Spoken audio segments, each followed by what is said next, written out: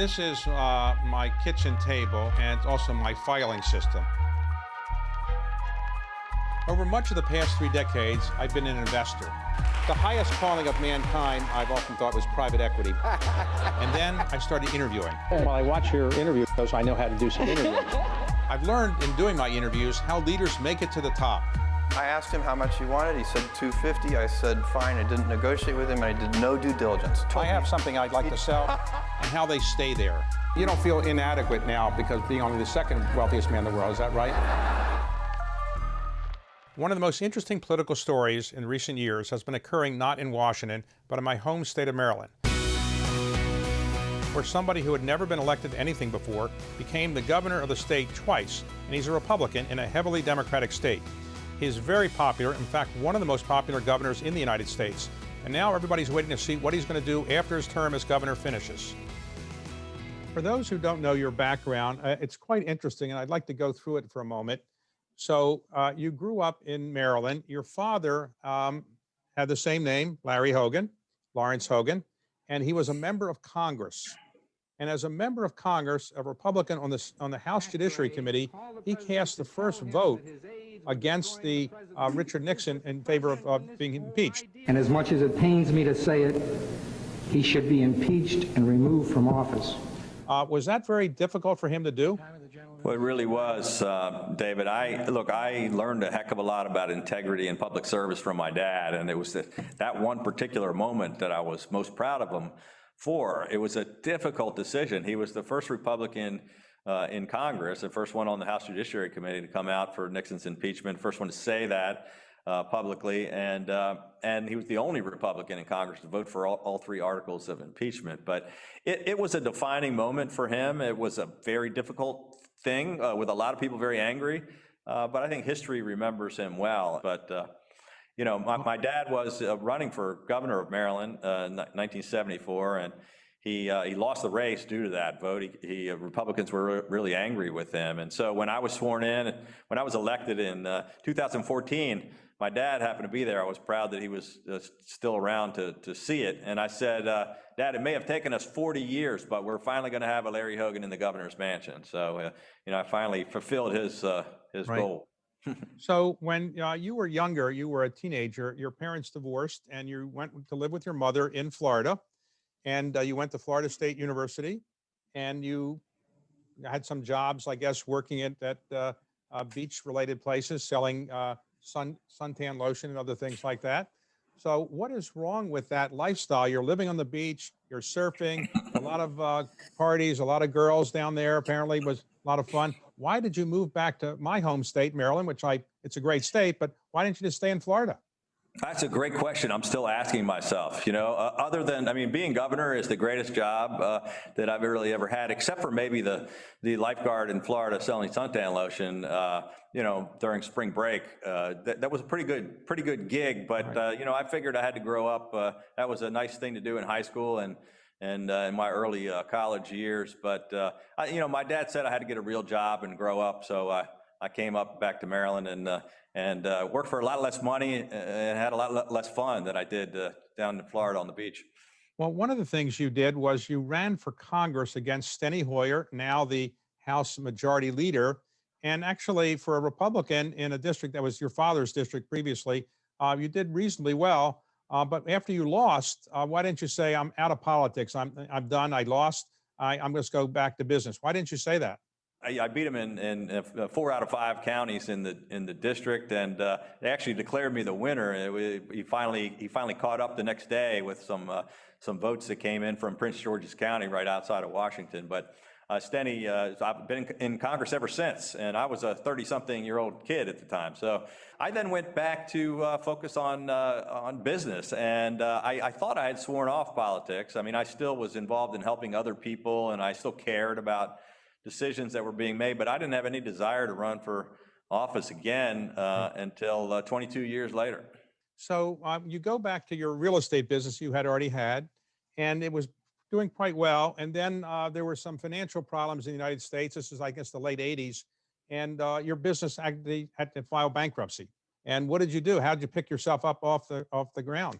It was a low point. I think you learn a lot more from the struggles and the tough times in life, and that was certainly one of them where I hit rock bottom. I had worked really hard to start a business in the basement of my townhouse to build up a fairly successful company, and it was a tough time. The savings and loan industry was collapsing, home building and development businesses were filing bankruptcy all across the country, and many of my clients were doing the same. Many of my lenders were going under.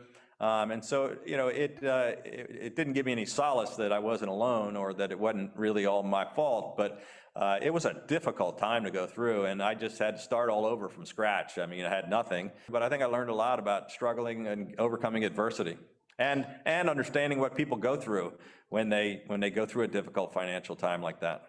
So when you decided to run for governor, did people say, Larry, you're a really nice guy and you've overcome the bankruptcy in real estate and you're successful again in your business, but you ran for Congress once and you lost. You haven't been elected to anything ever in Maryland. And why are you doing this? Did people tell you were a little bit crazy? Almost everyone told me I was completely crazy, not a little bit crazy. Look, we had only elected one Republican governor in 50 years, and he only served one term.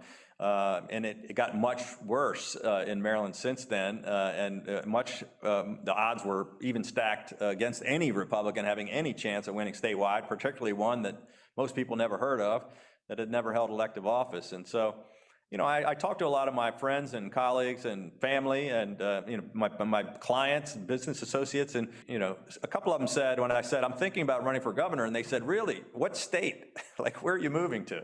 But we overcame the odds. It was the biggest surprise upset in America in 2014. Now, you were running against the then Lieutenant Governor of Maryland, who was an African-American who had gone to Harvard, and I think Harvard Law School as well.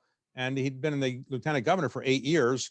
The odds-on favorite to win, and Maryland has a very high percentage of African-American voters. How did you win? I kind of was elected in spite of being a Republican because I focused on the issues that most people cared about, and that was helping our small businesses grow and putting more people back to work and turning our economy around and growing out of a big deficit that the state had. And it resonated. We worked really hard. It was a grassroots effort. I was outspent, by I think 12-1 by the incumbent. Nate Silver, 538, the famed political prognosticator, gave me a 96% chance. This is a week before the election, a 96% chance of losing by between 8 and 12 points, and we ended up winning by 5 points instead. All right, so you get to be elected governor, and then early on, there was a crisis in Baltimore, the biggest city in Maryland, and the crisis was that a person who had been arrested was put in a police paddy wagon, and he died in that wagon, more or less. His name is Freddie Gray, and produced a lot of riots in Baltimore, and you are the governor. Did you just say to the mayor, fix this problem, it's a Baltimore problem, or did you get involved, and was it controversial to get involved?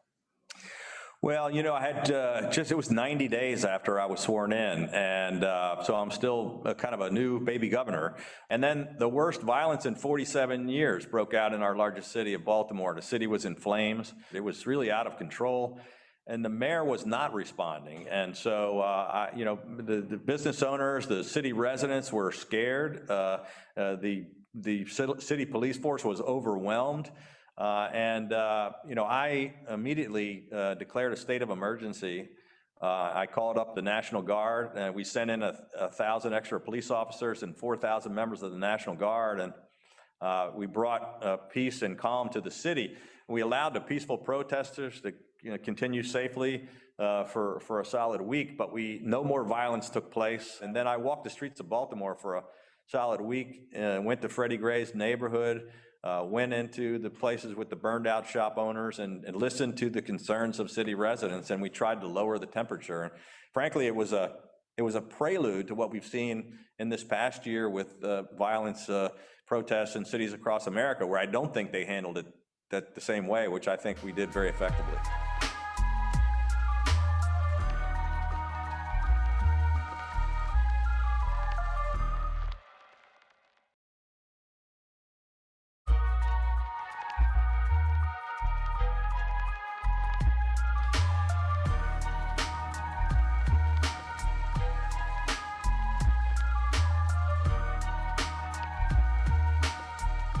shortly after you were elected governor, you found out that you had stage 3 lymphoma, and you had nodules, lymph nodes that were cancerous throughout your body. And so, A, how did you find out that you had cancer? And did you think actually that maybe you weren't going to survive? Well, yeah, I had just been governor for 150 days, and I was on a trade mission to China, Korea, and Japan, and I just I wasn't feeling so good. I was feeling a little run down, and I noticed a little thing popping out of my neck, my throat.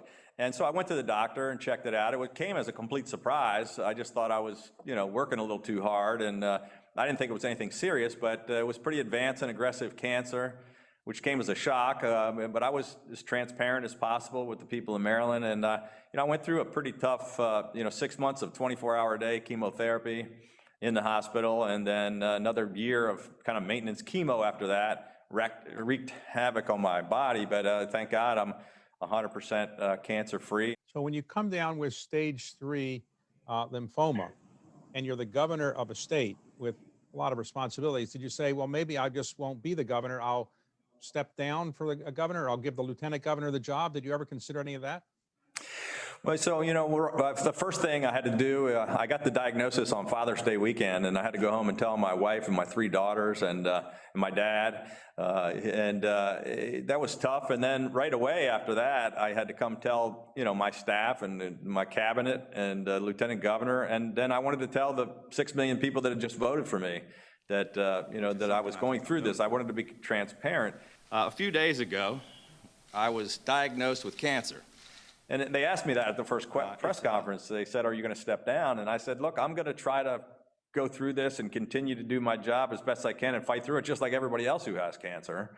I committed to do a job, and I was going to try to do it. I just kept working from the hospital, worked right through the treatments. I mean, sometimes it was difficult. A lot of my team stepped up and helped and took on more responsibility. But I decided I was going to try to fight through it, and I'm glad I did. And I think it set an example for some other people who have told me that they were inspired by the fact that I kept fighting through it, which is what everybody has to do that goes through cancer. So when you're the Republican governor of a state like Maryland, and you say, I want to get this through the legislature or that through the legislature, I assume you can get anything you want because the legislators just listen to you. Is that right? Well, sure, that would be in my dreams. That's the way it would work. But, it is tough. And I think that Charlie Baker, and governor of Massachusetts, and it's not, everybody says most popular, but really we have a high job approval rating. So they may not think, it's not just a popularity contest, but people approve of the job we're doing. And I think it's because the nature of, we can't get anything done in our states unless we reach compromise, unless we find that common ground where we can all stand together. And it's what we do. We've accomplished a lot in our states, and you only do it through bipartisan, common sense solutions, by reaching across the aisle. And it turns out that's really popular among Republicans, Democrats, and independents in every demographic group. Whether you're white or black, whether you're a suburban woman, whether you're young or old, people say that's what we want. So you're a very popular governor of Maryland, but the state is still a very big Democratic state. You're running for re-election, and even though you're a popular governor, the odds are still against you. People are saying you're not going to get reelected. You're running against a former head of the NAACP, African-American, who had been born, grown up in Baltimore. How did you happen to win that election? Well, so we had, I think, done a really good job over 4 years. And as you mentioned, my approval rating was really high in the 70s, 78% or something, 70-some% of the people in Maryland approved of the job I was doing. But in spite of that, they were not going to vote for me. I was dealing with the blowback from President Trump, who had a 28% approval rating, nearly 50 points below mine. Some people were holding it against me, and we ran a campaign to say, look, I'm different than Donald Trump, and you can't, punish me because of my party affiliation. Look at the things we've done and that we've accomplished together. And so Maryland has the highest percentage of black voters of any state outside of the South, and I'm running against the national president of the NAACP in a heavily Democratic state, and we ended up winning in a landslide in a very blue year, in a very blue state. I ended up getting more votes than any other governor of any party in the history of our state. you have said recently that the virus that is coming back, COVID-19, is coming back in a more virulent state than it was before. So what is the situation in Maryland? And are you talking to other governors, and are they saying they're also worried they might not have enough vaccines, PPE, and hospital beds? Well, look, this is something we've all been dealing with for nearly 9 months now. And, as much as we'd all like to get back to our normal lives, the honest truth is that some of our darkest days are still ahead of us. The virus is spiking out of control all across the country. We're still in better shape than many states, but the virus does not recognize state borders, and it keeps coming back around and moving around the country. However, the good news is there is light at the end of the tunnel. Operation Warp Speed and the vaccine is really way ahead of schedule, and it's like the cavalry is coming to the rescue.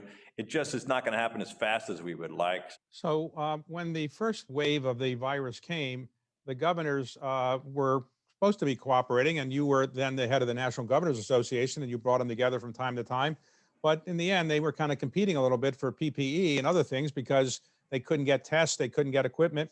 So you would anticipate that will happen now, that governors are going to fight each other to kind of sneak around and kind of get more vaccines than they otherwise are entitled to?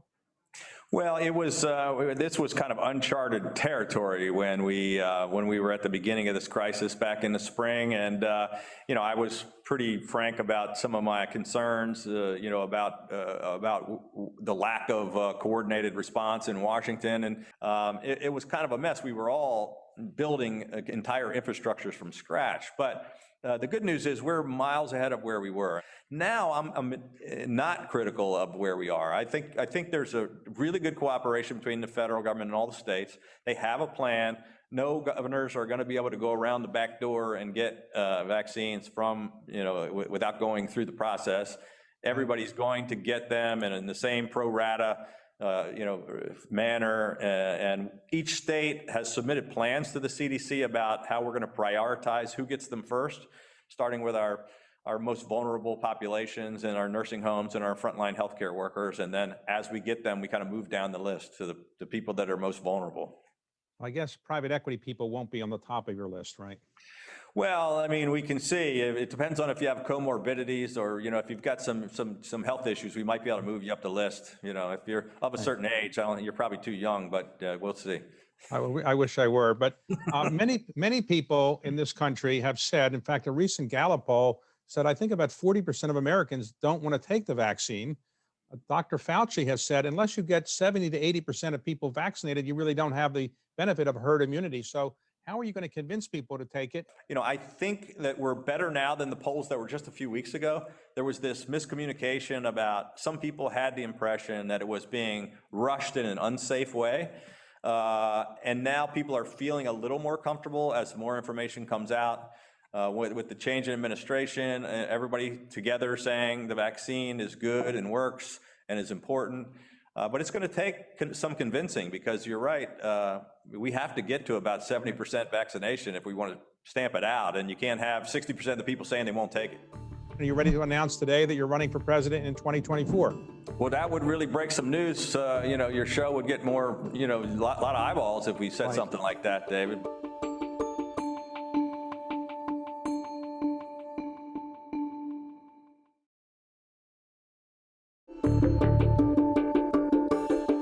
Talking about politics for a moment, after you were elected governor and you were helped by a Republican governor at the time, Chris Christie, then Republican governor of New Jersey, when he ran for president in the year 2016, you supported him. Then when he dropped out, he endorsed Donald Trump, and he tried to get you to endorse Donald Trump, and you said no. In fact, you never did endorse him, even when he was the nominee of the party, and you didn't vote for him. Was that a little awkward when you were trying to go into the White House as the head of the National Governors Association? Well, not really. Well, first of all, Chris Christie and I are good friends, but we don't have to agree on everything. But I think, in spite of all of that, I think, the relationship was pretty good. Like the president got a little testy a few times when he didn't like me speaking up on certain topics, and I wasn't kind of always drinking the Kool-Aid.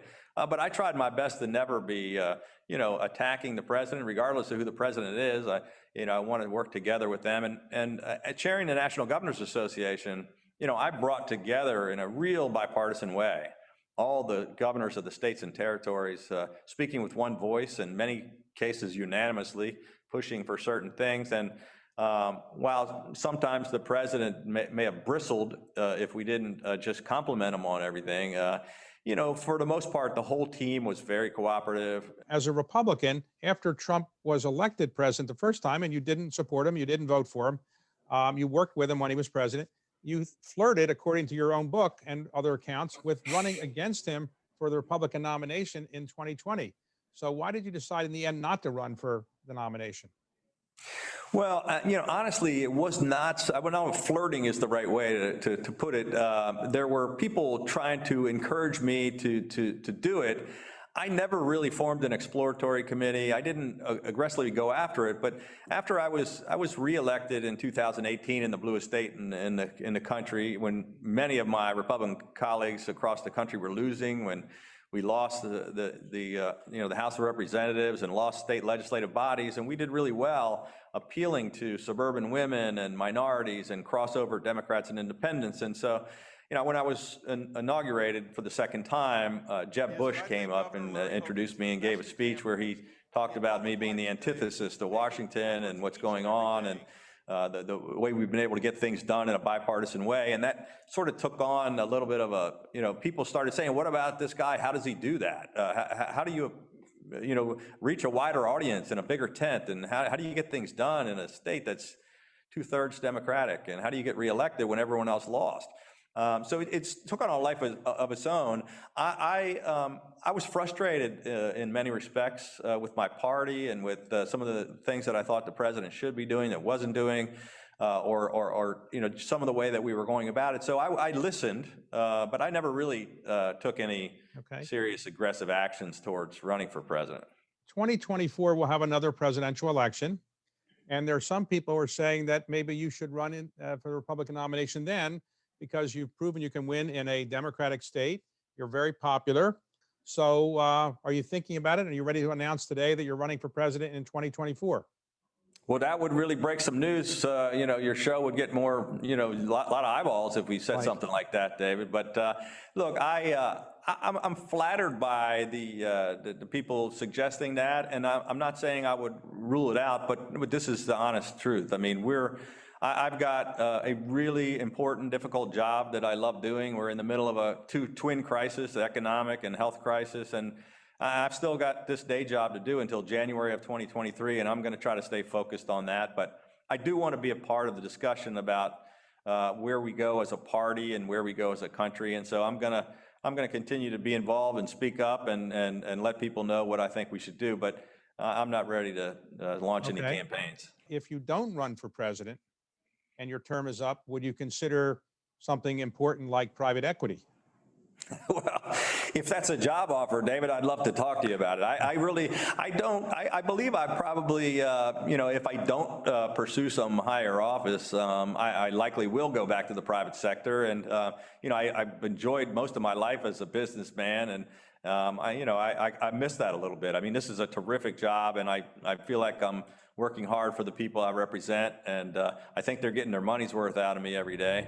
But going back to the private sector wouldn't be such a bad idea either.